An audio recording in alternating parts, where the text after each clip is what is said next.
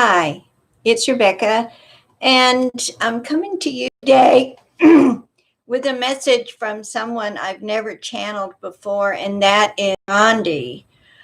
I was teaching a class the other day, right when this violence started, and Mother Osna came in and gave a message. That's Divine Mother, who is known on the other side as Mother Osna. And she asked me privately to get in touch with Gandhi on the other side and to bring a message from him, which I took down in writing, and I'm going to share it with you. Now, as I share, there may be other information coming forth, so just know that. So here I'm writing to Gandhi. Dear Gandhi, the Divine Mother asked me to get in touch with you and ask you for a message in this time of violence here in the USA. I'm just going to stop right there, and it's going to be dual, I guess. Divine Mother's coming in too. Divine Mother says that maybe it's being amplified here in the USA, and yet the energy of chaos that is being created is going to be affecting worldwide. She also is wanting to say that a lot of the violence, it is sparked by an injustice, but people worldwide have had their rights taken. We have been in lockdown. Yes, it's supposed to be for a great cause to keep other people from getting the virus, and yet humans cannot be isolated away from other human contact for very long without just exploding with the tiniest spark, and that is what has happened. Now, I will continue with what Gandhi says. I'm asking Gandhi, please tell us what your thoughts are. And Gandhi says, many years I did willingly suffer for the cause of peace and change in my country. This affected not only my country, but people worldwide were changed. I, Gandhi, always spoke of the importance of nonviolence in the mission of change. When violence comes in, it attracts other violent actions.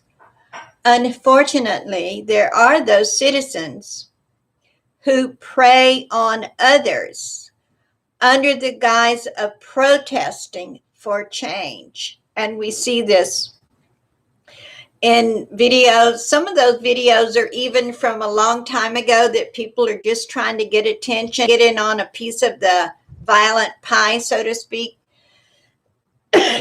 There are those who feel vindicated in their own violent actions because of what they perceive as their right.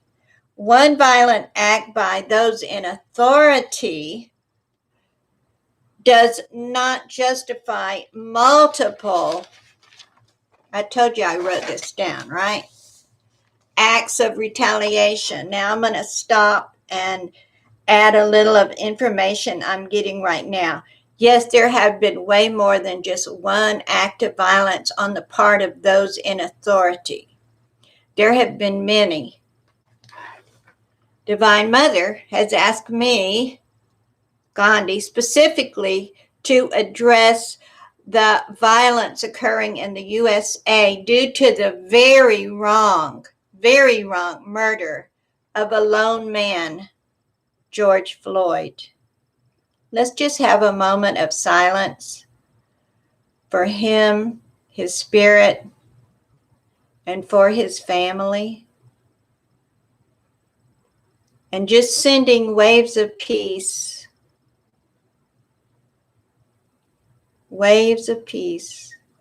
to his family.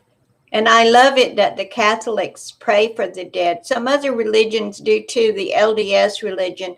I think it's wonderful because just because someone who has crossed over doesn't mean they're in a state of eternal peace. They can be in a state of chaos, and especially if they died in a violent manner, which George Floyd certainly did. So include him in your prayers. Prayers for him to find peace and that justice be served. I'm going to continue with what Gandhi says.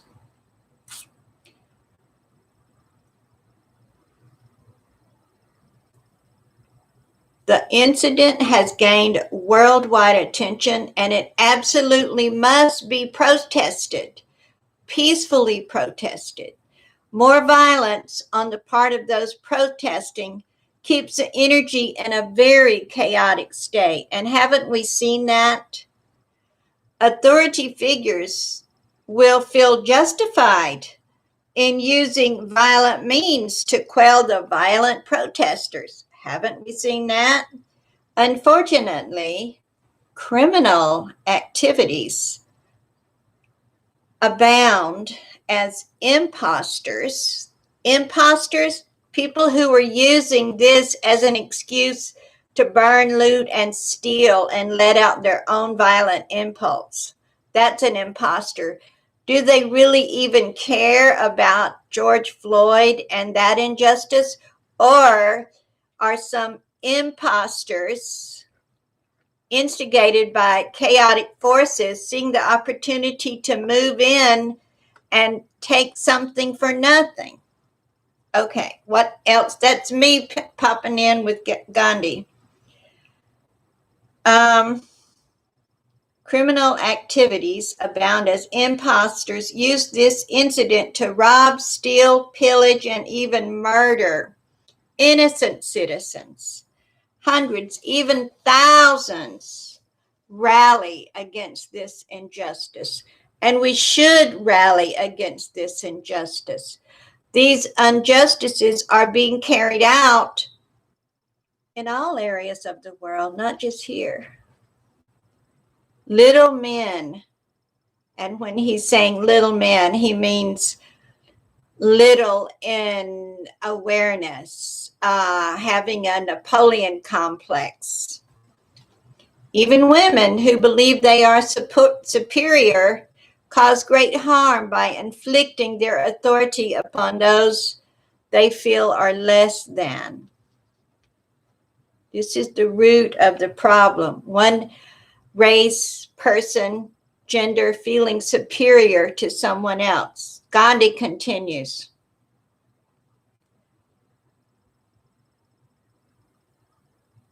This is true. This is the true cause of injustice of any kind. One individual or a group of individuals believe they have the right to subdue others. Individuals or groups often feel they have the right to subdue and punish those they deem to be at fault. All through life, there's been lynch mobs and all that because people think they have the right. Look at the KKK feeling they have the right to burn crosses, to scare people to death, just because they feel that their skin color is a superior skin color. I'm going to continue with Gandhi. Unfair prejudices abound about race, religion, gender. Let's not forget gender. We could get on a soapbox here. And they're all brought about by a sense of superiority. This is Gandhi speaking. Those who judge others quickly because of race, religion, or gender are themselves plagued by an inner sense of insecurity, and they feel they must prove their rightness or that their own race, religion, or gender is the only one and it's better than anyone else's. It is possible to be strong in your convictions against injustice without resorting to violence. I, Rebecca, bring to your awareness, it was June 5th, 1989. What's it with June? June is a month to get married and live happily ever after.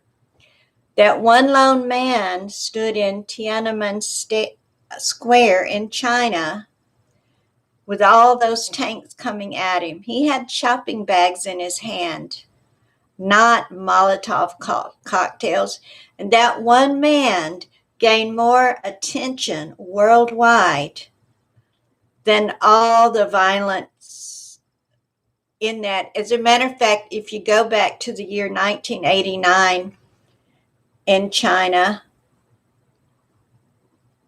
what is going to stick out? That one brave soul who has never, to this day, nobody knows who it was. Okay. He's giving that for an example.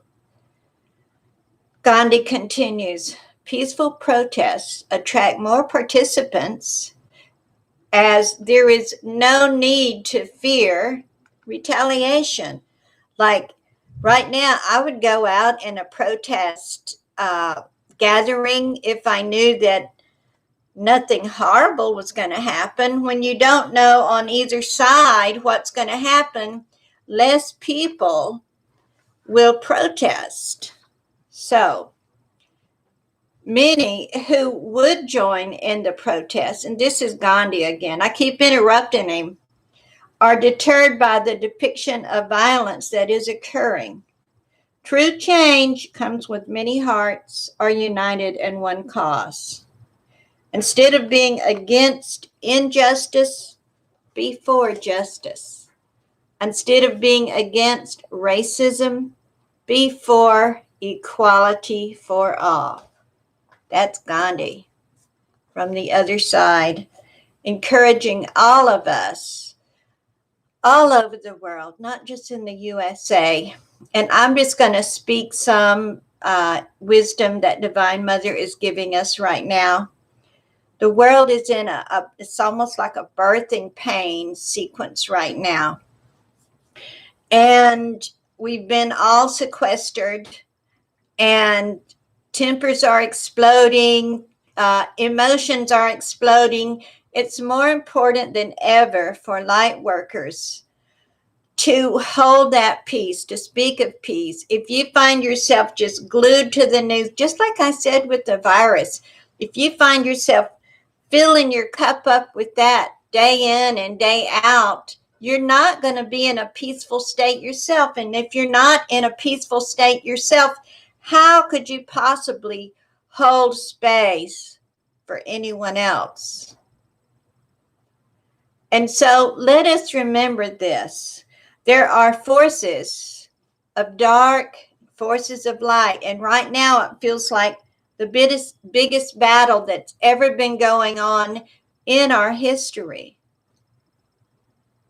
And so it's time to ask yourself in every moment, is this bringing peace or is this bringing chaos? Am I working for the light or am I working for the chaos? And if you do go to a gathering, and I am encourage you to go to peaceful gatherings, because this is a terrible injustice. And yes, it has occurred many different kinds of ways. It's not just one incident. This was just like the spark that started a raging furnace. If you do go to a gathering, a protest, a demonstration, just take that peace with you. Imagine that you're spreading peace before you as you go. Large crowds make change.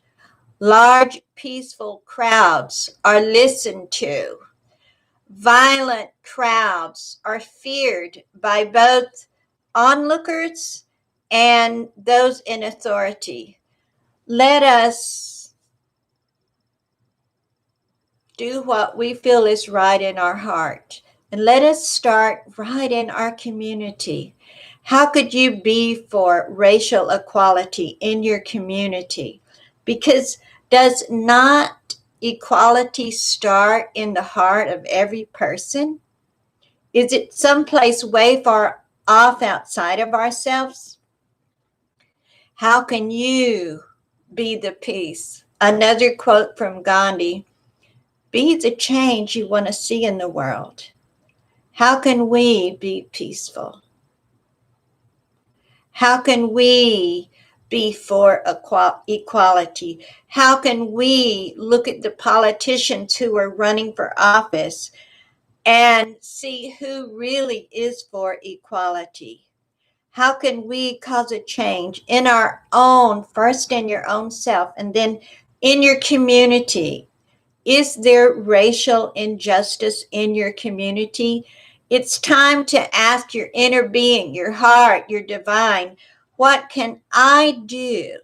Can you imagine if thousands and thousands and thousands of people started asking, what can I do right here, right now?